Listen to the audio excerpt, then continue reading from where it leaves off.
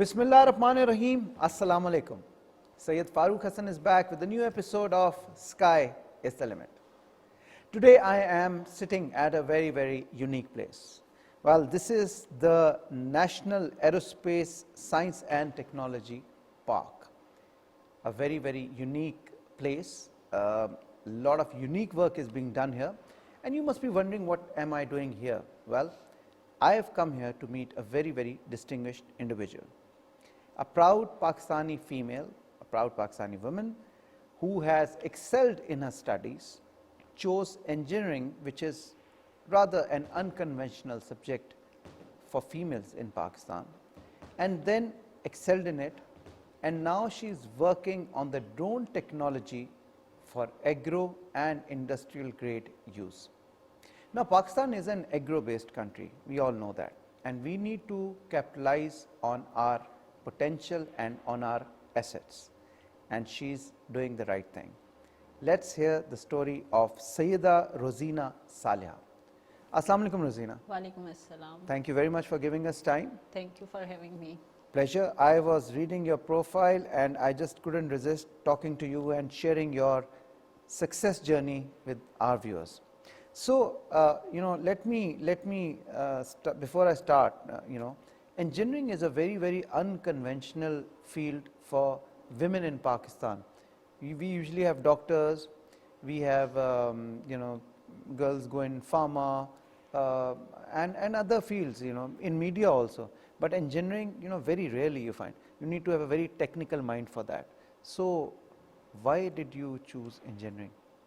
Basically, my father used to taught me one thing since the beginning, since the childhood. He used to tell me that if you cannot imagine, you cannot create something new in the world. So we had a lot of books at home, and I had that sort of imagination thinking and how everything works. So my curiosity was to build something new out of all these electronic gadgets or toys, whatever I had. Okay. So I think from the beginning, I had an interest in engineering. You had this flair.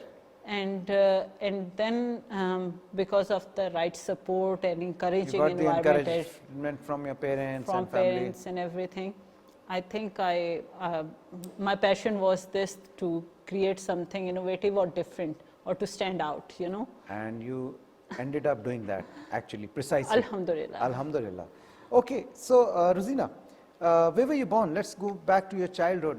Which city were you born in, and tell us about your early childhood. So I was born in Sahiwal, a small city of Punjab. The dairy state, as they call it. State. Yeah? Yes, and afterwards I did my early schooling or initial years of schooling from there in city school, and after that we moved to Islamabad. My father got transferred, and since that day Islamabad has its own environment. Yep.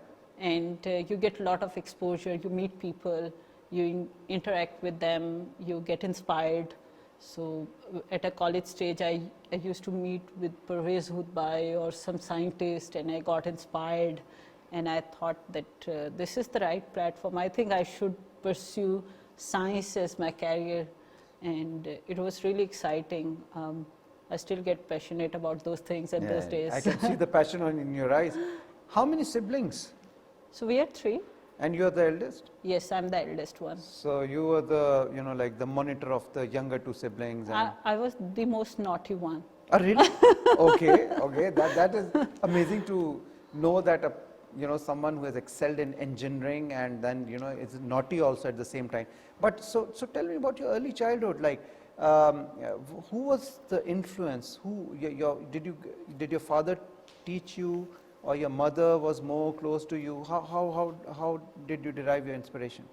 So my mother has a very creative mindset. She used to write poetry and all this. Was she working or? No, she was a complete housewife. housewife. Okay. But she came from a business family. So lot of understanding from there, what they were doing, what businesses they were pursuing. Okay. And my father was a typical disciplined man or a government officer Okay. who wants Was to he keep also an everything. engineer? Into No, engineering? my father had an economics background. Oh, okay. Economics Wow. background. So he was really good at memorizing the numbers. Numbers and number crunching and all that. Yeah, all that. So we had roughly around about 5,000 plus books, mini library at home. And my father, you know, he wanted me to, I think, study all those books at early stage, and not only scientific books, but from the literature as well. We read Russian Chekhov and Faiz Ahmad Faiz and everything. Poetry, So, okay. so I think we had a very comfortable environment at home, Okay. which actually built my confidence since day one. And that is essential, obviously, to give the kid or child that kind of motivation And or nourishing that environment. nourishing environment. Absolutely. So when you so you studied in Saiwal till grade 2, 3, 7th. grade 7, and it was a government school? No, it was It was a city private school. Yeah. Okay, and the level of education, you were happy, you know, you thought that you're doing well? I think I hardly got satisfied after studying in schools or colleges. Okay. I used to think, because I was so curious about everything, so nothing was sufficient for me at that time. I used to question a lot why it's happening, not only for teachers, but for my parents it was really hard to, you know. Problem child, you know, would ask anything, why is this car running, how Why is it this running? How is it running? Why it's happening? Even the social norms were problematic for me. We had a house help. I used to, you know, ask question why we need that. We have, you know, our hands, and we are proper human beings. We don't need that. So I used to question everything, every process from very beginning, and I thought I would not live a very conventional life. I had an intuition. You had a knack right from start. Right. And during those school days, up to when you were in Sahiwal till grade 7, were you like good in sports also, extracurricular and all, or you were just a bookworm that I want to study a book all the time? No, I was really good at sports. Even in Islamabad, I won many, you know, city level competitions, and Which sports? Shot put and discus. So all the athletics. Wow. And in my college, I used to play cricket and badminton. And even at university level, I won the competition of badminton as well. Wow. So height was the advantage. And also I practice yoga, so I didn't get fat. No, if you are a sports person, it's very difficult to get fat, you know, like Yes. you usually stay fit. Yes, You know, so I think whatever I eat, I'm not you know, conscious about what I eat, but Okay. You but eat everything. everything, whatever is available, Okay. I eat that. But yes, I control whatever I'm putting in my body, and then I try to think that how we can, you know, how I can stay active basically, Okay. how I can stay working for 12 to 16 hours per day, how I can work on this And stuff. were you like social during your school days, or did you have a lot of friends? And I think I was okay, but not till an introvert? date this, not an introvert, but yes, I had a childhood where I used to interact with very few people. Okay. I Choosy. didn't like. You were choosy. There were certain acts, I don't know if it was the right approach or not. I didn't have time. I thought they are not thinking the way I am thinking about the world. Maybe you were thinking fast and you were like, you know, why do I have to wait for them to come to that level? It's not like this, come to that level, but everyone has their own unique ability, I guess so. Yeah. But I think I needed some, I used to get inspired by many old people. So old people were my friends. So I used to ask questions because they were able to answer my questions. Okay. So I think I had that sort of habit that, okay, if I'm not finding the answer, I'm not going to waste my time over here. Okay, okay. And I'm sure you were very good in your studies, as you mentioned. Yes. And were you like the teacher's pet? Like, I'm sure, you know, teachers would. No, I was a problematic child, but Okay. but yes, teacher used to enjoy my questions. Most of the time, I think so. Whoever is teaching us had a good attention, that he or she should yeah. thrive, learn Yeah. something new. Even if the questions are beyond their ability to answer, they try to answer you. They would partially. go back, check, and then answer. I believe so. Since childhood, I believe that every question in your mind, you need to find the answer by yourself. It's you who is responsible to find the right answer. It's not the other person who is responsible to provide you the answer. Yeah, that's true. So, you know, one thing what I've managed to pick from what you're saying is that it's never too wrong to ask questions, you know, like you should have a curious nature. And sometimes, you know, people get offended or they get like, why is this person asking so many questions? But I think there's no harm in it, you know, it goes to your development. I believe so that you let children ask questions. From a very beginning in Pakistan, we have this problem that people don't think out of the box. And they don't, once you cannot think out of the box, you cannot see the problem. And if you cannot see the problem, you cannot solve the problem. If you don't know the problem, you can't solve it. You can't solve it. So I believe that we should encourage at every stage, to every individual, to ask question and to see and develop that critical thinking or that sort of a mindset where they can improve their current processes. Like a person who is shooting over here, if he asks why I'm doing this stuff like this, what is the process, how can I improve it?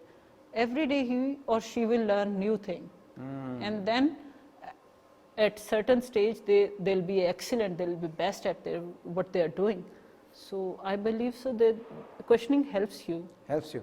And I think one more thing that you mentioned, that you read a lot of books and not necessarily related to your course or to your studies. You read books like on technology, economics, poetry. Whatever. That also helped you a lot, and right from early childhood.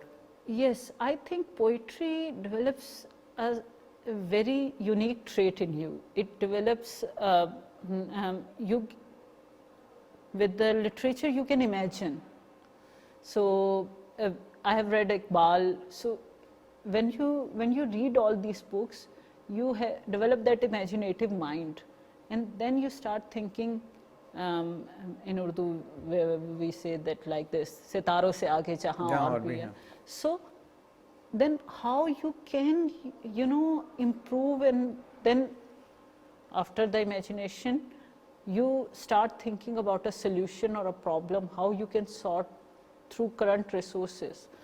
But I think that helped me to develop a different mindset and different way of thinking, and how we can question it. I was not a very conventional child, I believe so. Okay. I don't know, everyone thinks about themselves like No, this. but I'm sure it must have broadened your horizon quite a bit, like, you know, all these. I was not okay with my surroundings, let's put it this way. And and that was very hard for me to, in early days. Okay. So coming from Sahiwal, coming to Islamabad, must have been a paradigm shift, you know, like Islamabad is a totally different city with a totally different culture as compared to Sahiwal. So were there any initial teething problems like getting adjusted to the school system, teachers, friends, environment? New environment was terrible. Okay. Because I was in a private school and then I shifted into a government school. The whole dynamic was different over here, because people were not very supportive. The language change was there at that time.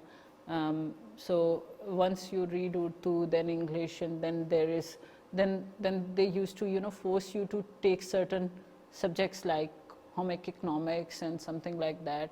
But I wanted to study Arabic and Farsi instead of that. So I was not a very, you know, I was not okay with that system of education, but somehow I did well. Somehow I did well, and that's the way, because I used to study and question a lot, and then I used to solve a lot of problems. So I think I was a blessed child. I had a good memory and something like that, and I was, at that time I was like a bookworm partially, but it was okay. I must appreciate your modesty. You know, you keep on saying that. You know, I'm sure you worked a lot. You worked very hard. You had all the support from your parents, and obviously you studied a lot. So obviously, you know, that would give you results. So once you got adjusted, did you do your matric or you did your O levels? So I did my matriculation, and after that, in a federal college, I did my FSc. So in a pre-engineering, obviously. Pre-engineering. So after matriculation, you decided that you want to become an engineer? Yes. No, in 8th grade, I decided I would. And when you discussed it with your father, who had an economics background, and your mother, who had a business background, were they okay with it? So my parents were not very strict about studies. I would say they never forced me to do certain things. But although every parent's dream, they wanted me to do CSS. Yes. And and my father really, you know, forced me to do that. But as you know, I was not into that thing. Even I gave exams to certain, you know, this government jobs. I got selected and I resigned. So I was not okay with all the conventional ways, the way they wanted me to do the things. But I had to convince them, and Allah has been really, you know, kind on me, and my parents understood somehow, or maybe they accepted. And what about your younger siblings? Yeah, so my sister, I helped her to do something, and now she's moving to US for higher studies. Okay, she's also doing engineering? Yes. Wow. She's doing engineering because my parents understood that, okay, this is another path which can be pursued. And what about the other sibling? So my brother is a special child since childhood. So he's and you look after him also? Yes. Okay, so when you did you got admission in the federal government college and you did your pre-engineering, and did you score well in the exams? Yes, for UAT you have to score well. So your target was UAT, you were clear on that? You wanted to go to University of Engineering and Technology, Texila? No, actually at that time we didn't had smartphones. Okay. So my father said, it's your choice wherever you want to go. And then I studied in the newspaper that what are the options available. So in newspaper there were many, you know, public domain universities who used to give, you know, their advertisements. So I saw that one day. I called them. They said, okay, come for the test. And I went there and I got selected, and that's it. And my sole reason to select UAT was that it was most economic. Okay. Budget friendly. Budget friendly university. Okay. So, but ultimately I found out that it's a good. But my grandfather was also a civil engineer. He is the gold medalist of UAT Lahore, first batch. Okay. Yes. So that must have it's in the blood then. Yes. And did you get scholarship in the university? Yes. After first or second semester, I must say, I remember. After that, I never paid for my studies. After the first year of engineering, you never paid for your studies? No. How lucky. Huh? I wish everyone was like Rosina. It's not like everyone was like Rosina. It was pretty convenient. I don't, FAROOQ, I never took stress of studying. Okay. I never took anything in life. If I'm not interested, I wouldn't do it. But Rosina, that's easier said than done. I subscribe to that school of thought, but nowadays the competition is so cutthroat, and if you don't get good marks, and nowadays, you know, if you look at the marks, out of 1100 you get 1099, 1095, and even then the students are not happy that where are these 5 marks cut. And I'm like, come on, in our days, you used to get around 800, 700, 800, Yes. used to be good marks. Yes. So competition has grown. And then obviously to get admission, obviously the admission bar has also been raised. So if you to get admission to a good university, you really need to score well. So there's a lot of tension and stress on students for studies. So when you say that, you never took stress, that's, that sounds very different. We have one of our teammates, Abu Bakr. He never took stress of studies. He scores 4 out of 4 CGPA in his university. He should write a book He should on how to not take stress. we are like this. We Okay. never thought that because once you take stress of anything, you start panicking, and once you start panicking, you end up making a disaster, making some mess. So I think to think straight about anything, you need to stay focused and stay vigilant about things, and notice every minor thing while you're studying. And once you're noticing all those things, then as Steve Jobs says, you can connect the dots backward. Yes, Steve Jobs is an inspiration. So 5 years in engineering university, textile? 4 years. 4 years, and you became an engineer with flying colors. Yes. And then what did you wanted to do something on your own, or you wanted to get a job, or what? What was the future? As I told you that after that I did a job in an American company, but for gaining some experience. But that job taught me that you should know how to become a better boss, because I didn't do anything what people over there were doing. Okay. So I resigned from that job. Then I joined another job, did that. So I had 6-7 years experience, and after that I said, okay, this is enough. I have some market experience. I have developed tools. I have learned how to do the business.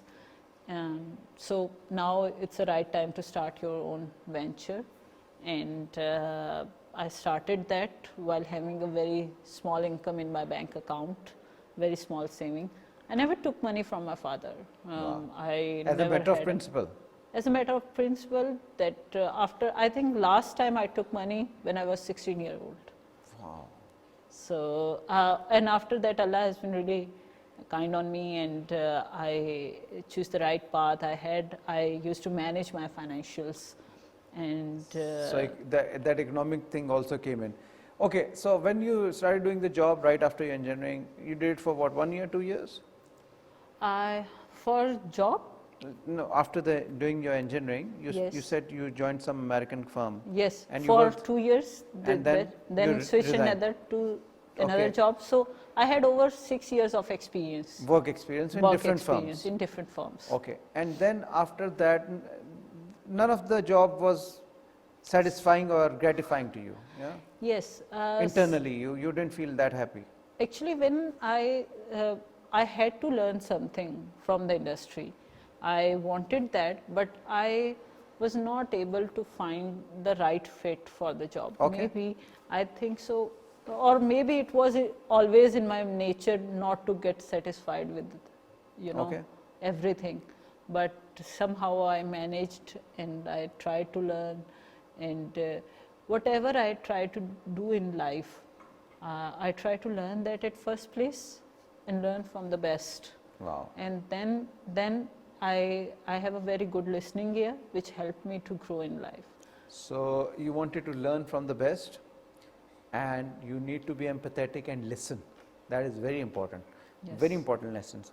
Okay, so after 6 years, then you decided to do something on your own? After 6 years, yes.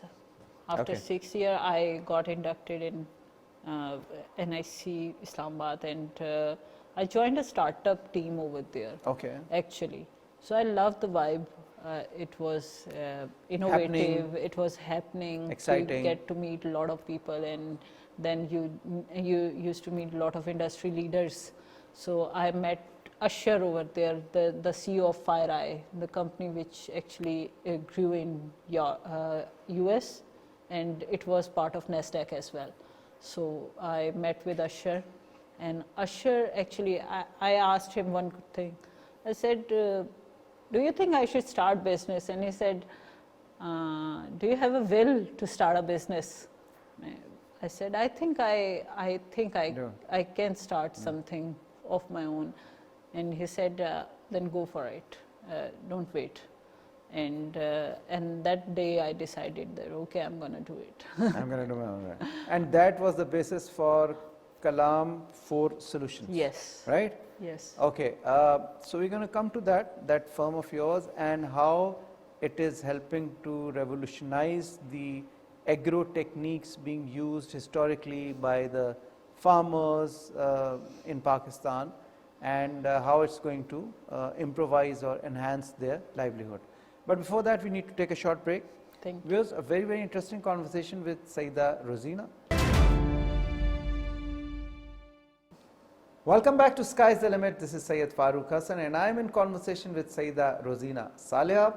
And as I told you, we've been talking about her early childhood, her education, then her engineering degree, her jobs, and then we come to the point where she decided to form a company, a startup by the name of Kalam 4 Solutions.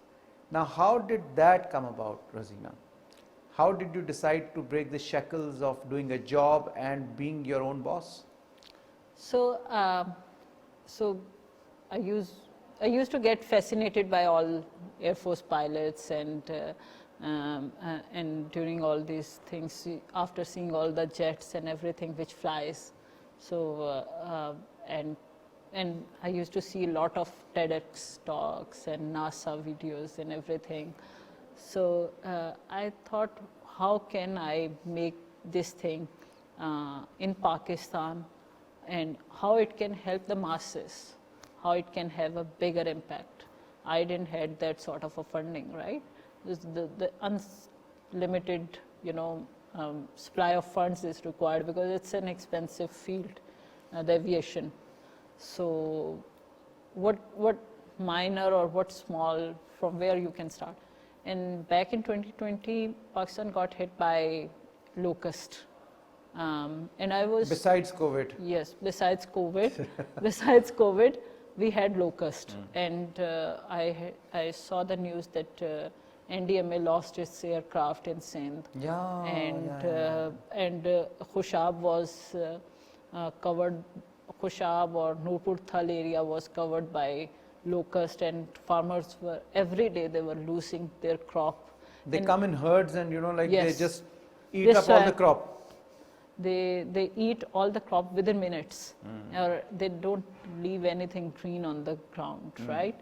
So we had a challenge of logistics. Government was facing challenge of logistics, and they had the challenge of accessibility, because once the labor is moved, their equipment is there to kill them.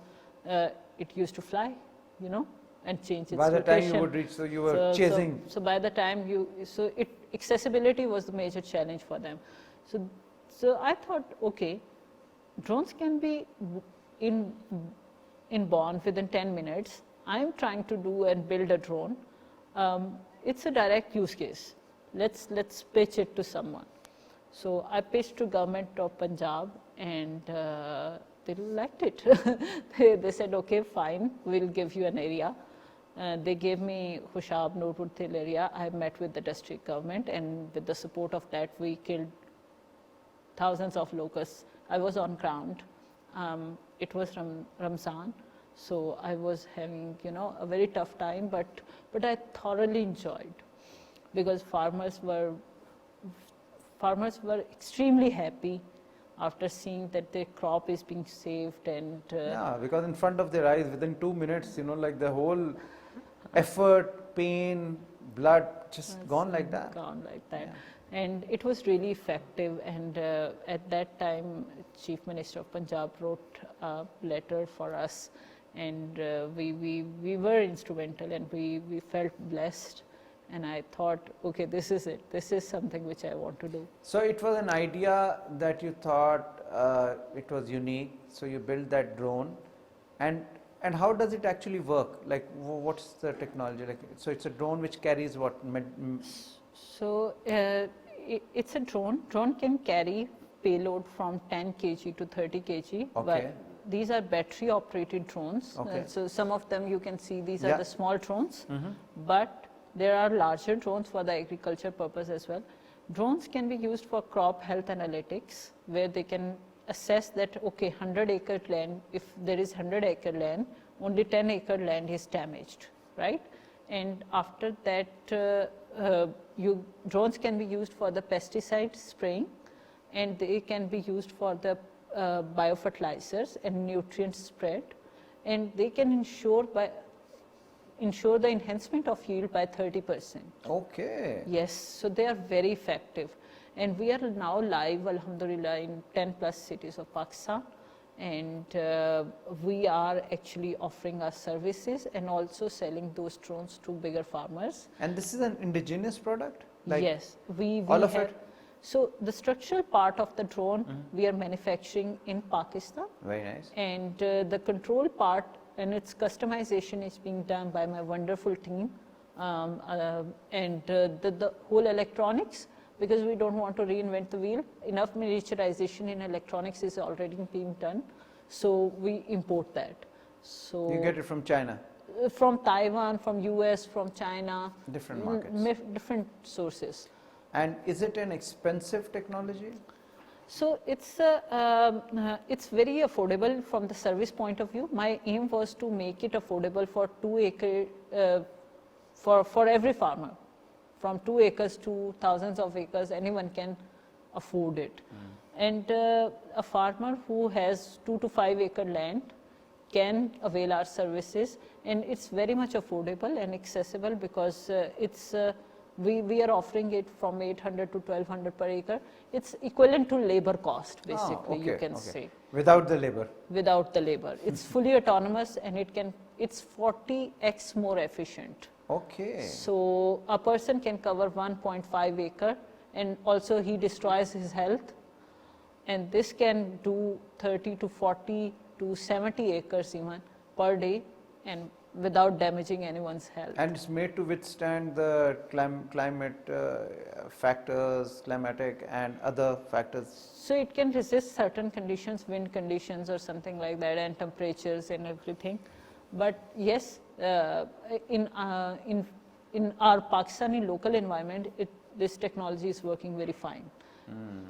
Whole China, Taiwan or US is going for the farm mechanization. Okay. So I always tell people technology can help you.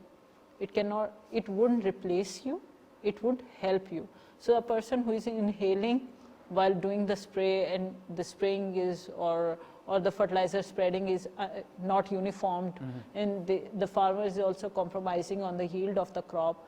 Rather to do that, you can take in time decisions, you can use a drone who can perform the whole operation uniformly and efficiently and effectively.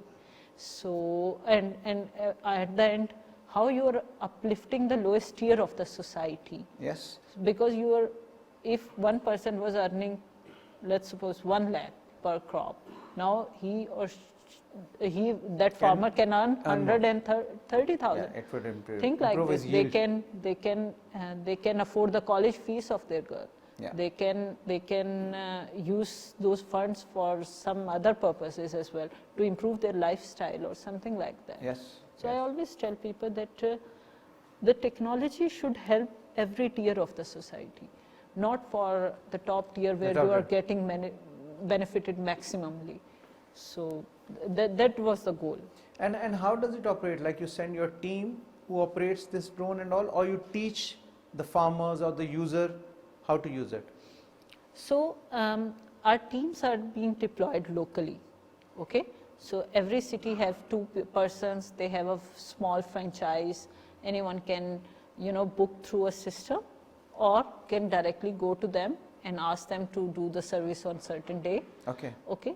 But there are large farmland farmers or bigger farmers, and they asked us to sell them a drone as a product, not as a service. So what we do is that we sign a contract, we do the maintenance and training with them. After 6 months or 3 to 6 months training, they are capable of doing and running that. as you can see, this is a tablet, right? Okay. These drones are fully autonomous. Okay. So they can, even you can, just you need to feed the mission and they will go and perform the job by themselves. Wow. They're very easy to use. Wow. I've only seen drone cameras, especially on weddings and other adventure sports. They're very small. They're very small. These are heavyweight, heavy duty. Yes. Okay. And this technology, is it like unique or is it now common in Pakistan? So in Pakistan, many people are trying to build few things. It's a use case, it's a good use case. Unique in a sense that control system customization is our own, right? So anything can fly, but you need to have the full control of that machine. We have that in-house. We have, alhamdulillah, 43 people onboarded, and you have 43 engineers. Oh, wow. Okay. Yes. So we have worked for European market as well for software development. software development of the post data processing of different platforms. German taught me how to work. They are very disciplined, very innovative, and excellent people to work with. Germans. No wonder. And Americans as well, but Germans are the best. I always say to people, Germans are the cream of the world. They're very hardworking and technologically advanced also. They work on technologies. Okay, so what have been the results so far? Like you established this in 2020, what, 3 years back? Yes. And so how has it fared? How many projects have you undertaken till now, and what improvement has it done? So FAROOQ, if I say in a simpler word, that every year we have 5x growth. Okay. In terms of revenue, in terms of team, in terms of assets, in terms of expanding in Pakistan. So this thing has a potential, and we got the traction from farmer and very positive response. We did few. We take the advisory of Pakistan Agriculture Research Council and National Agriculture Research Council. We started different, not only within the domain of agriculture. We now started inducting drones for solar power plants inspections as well, for telco tower inspections as well, and we did we have just signed a deal with an international group, Malaysian-based group, which is based in 45 countries and using drones, doing inspections. So I think the modern world would be not only for the defense purposes, drones would be people would be using for drones in that purpose, but for the commercial aspects as well. Yeah, and for humanity for that matter, like food is a basic survival thing that everyone needs. We ensure if you are enhancing the yield by 30%, right? You are actually ensuring the whole food chain, how it will think like this: wheat, sugarcane, cotton. Cotton is now, we are losing cotton every year. Yeah. So we've not why remained we are competitive, although we are So our textile industry is totally dependent upon cotton crop, and yet they are importing cotton. Yeah.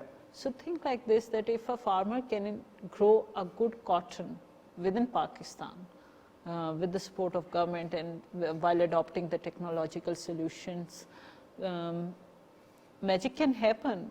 You'll decrease your import significantly. So this is the case. It's a matter of willpower. It's a matter of will, and it's a matter of time. I think it's like this, that people should grow and think, and lack of awareness is there. Okay. People are actually not aware. We are not teaching them right. The knowledge is not accessible to farmer, and farmer is a person who need that awareness in his own language. To improvise. To improvise. Okay. And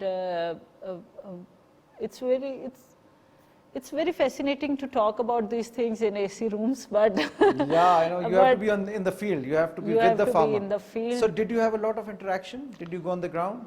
Yes, my uncle is a farmer. I had a lot of campaigns and I spoke with a lot of farmers, and in Punjabi, Urdu, or whatever mode of language I could use.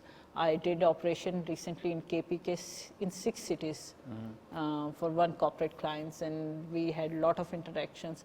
I think I enjoy that. Whenever they feel satisfied, they get happy while seeing the results of this thing. I really get happy. I enjoy that. And is it an expensive technology, like for a farmer to buy or rent out this kind of a service? Is it like worth it? As I told you previously, that this is equivalent to the labor cost, or nearly equivalent to the labor cost. Not more than the labor cost. Not more than the as a service for small landholders. And for large farm landholders, it's if they want to purchase it, they can get the ROI within 3 seasons of that equipment. And this machine has a lifespan of 12 years. Okay. So within 1.5 years, it will break even. It will be at a break-even stage, and after that, they can utilize just like a free machine. Very nice, great. And what are your future plans, Rozina? So I want to use drones for good, right? And my aim is straightforward, that this technology should be accessible for every farmer in Pakistan. Awareness should be made. Awareness should be made. And how do you propose that? I think it should get not only from, we would be happy to do a lot of studies with the government departments for the applications of drones, so that they can spread the word through their local channels. But also we are expanding, we are actually trying to create the awareness. We do the demos in any city wherever the farmer requires that, free of cost. Okay. And after that, once they see the application, once they see the efficacy and effectiveness of this technology, they recall us. They asked us to provide them this similar service, and then they are ready to pay as well. Okay. So for the farmer, it's word of mouth, and seeing is believing. So they want to see the results and then adopt it. Okay. And are there any new technologies that you're working on also? Yes. So we do the post data processing as well. So we analysis of the data. Yes. So we are actually going to become an AI-based data analytics recursive company who collects lot of data from field. So drone is our eye in the sky. Okay. So it collects lot of data. Think like this, you have a data of 15 cities, roughly about 30,000 square feet. You can tell the government, okay, you have, now you were doing the estimations of wheat through satellite data, which was not accurate. But now I can give you, provide the data with the accuracy of centimeters, and the yield. So you can tell them that, okay, only 16,000 square feet are covered with sugar cane. So in next 10 cities, the farmer should grow wheat. Or you should grow pulses. Predictive modeling. So predictive modeling and predictive enhancement of crop, which can help decision makers to, club it with the advisory and educate the farmers. Wow. So are there any other firms like this working in Pakistan? So there are few university level initiatives. Startups? Startups and initiatives. But because you need to have a constant revenue stream to thrive, right? And funds are limited for everyone. Everyone is trying to do few things, but they cannot cover the whole landscape or whole thing. So I believe so that whoever is working in the similar domain is more than welcome to collaborate with us and work with us, and we'll be happy to talk teach about them, that, guide them, counsel them, and share the experiences what we had learned so far. Okay, great. So and you obviously you are planning to go big in this. And did you get any government support, because this is a very rare initiative and it's something which is good for Pakistan? So did you do any public-private partnership also, or it's just a private initiative? So we did a couple of projects for National Agriculture Research Center, NARC? NARC, and we actually partnered up with, you know, private agri organizations or big names, you can say, and also we cracked roughly 40 corporate deals last year. Wow. And but that purely meant business, right? But yes, it helped us to understand the diversity of our landscape and the challenges of the whole thing. Like in KP, you grow a different crop, but in Punjab, you grow a different crop because of the landscape. The conditions or environmental conditions are different. So you get a lot of data points, and you get a lot of knowledge about how you are going to trim your technology according to the need of the farmer in particular area. And I believe so, but the support, we always look for support, but support not only in terms of collaborations, in terms of advisory, in terms of funds allocation. I believe we are now at a very sweet spot where we can help government to you know, fertile their barren lands. Yeah. So if government wants to capitalize on this, we would be happy to contribute our I'm sure they would want to. Every Pakistani would want to, because you know, this is our strength. Agriculture is our strength. We need to capitalize on that, and for sure, that's amazing. Rozina. It's just like a backbone of this country. 8.2 million, you know, families are associated, directly associated with farmlands, and then roughly 40 to 50 million people are indirectly attached with this, associated with this, and it's just like a backbone, and we need to play on the strengths, on our strengths, rather to take all those initiatives which have which are not actually in our expertise. No, I truly believe that. You see, I always say that everything has a positive use and otherwise. Like drones have been used for different purposes also. They can be used for spying, they can be used for, you know, like surveillance, reconnaissance. Yes, absolutely. But this is one use which is going to benefit humanity, human race, and I think we should spend more on this technology and make this common and create awareness, as you said. Amazing, Rozina, that was such an amazing job, and I wish you all the best, and I'm sure you're going to go places.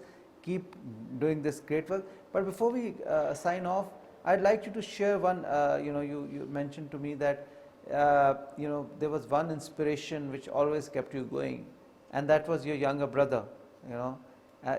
Tell us about him.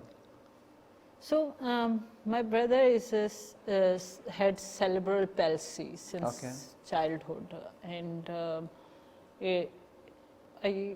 as I told you that I used to question a lot of things during my childhood. So at first, a human, whenever there is a tragedy at home, you ask Allah that why me, why it happened to me. So my grandmother used to say to me that, okay, you need to, you know, develop that patience, and you need to be thankful for what you have in life, and try to earn more, try to learn more, try to contribute whatever you can. So I had the intuition that I have a responsibility not only towards my parents, but for this society as well, and how we can do that. But I think that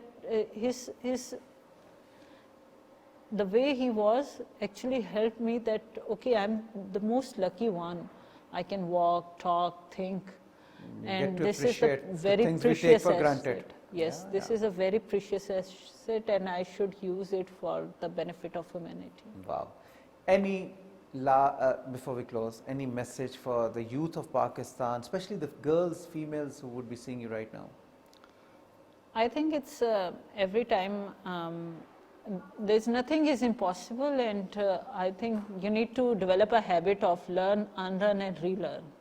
So learn, unlearn and relearn. relearn. Wow. So whatever environment you have learned everything through the conventional way, try to unlearn that. Try to question more and learn new things in the life. Yeah, I Thank think you what so I've much. picked up from Rosina's talk is, yes, you need to study different books. You need to, be well equipped, not only the course books, but all the other general knowledge books also. And secondly, question. There's no harm in questioning as much as you want to, but that would go to develop your personality and your vision for the future. Every day, one has to reinvent him or herself. Yes. Learn, unlearn and relearn. Relearn. Right? Thank you so very much, Rosina. Thank you Such for a pleasure talking to you. It was very inspirational. I